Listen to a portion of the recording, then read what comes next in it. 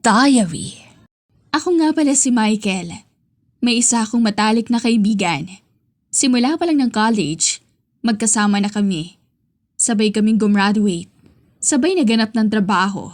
Sabay sumalo sa mga heartbreak. Sabay sa lahat. Siya yung tipo ng taong tahimik pero malalim. Yung simple lang manamit, pero laging malinis.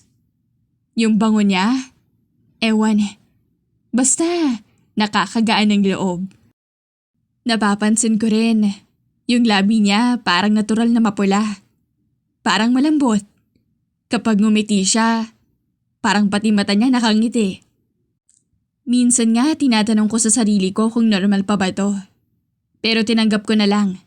Kasi kahit kulo, siya rin yung bumubuo sa akin. Hanggang isang gabi, habang nasa kotse kami, naglalakad yung usapan namin sa mga seryosong bagay. Tahimik siya. Ako rin. Pero ramdam ko yung bigat sa pagitan namin. Kaya binasag ko na lang.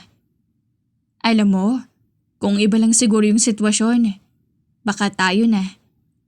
Tumingin siya sa akin. Saglit lang. Tapos ngumiti sabay sabing, sino may sabing hindi pwede? At doon ko lang na-realize. Habang tinititigan ko siya, habang naaamoy ko pa rin yung paborito kong bango niya, habang nakatingin ako sa mapula niyang labi, na mahal ko na nga talaga siya, ang matalik kong kaibigan, si Ryan.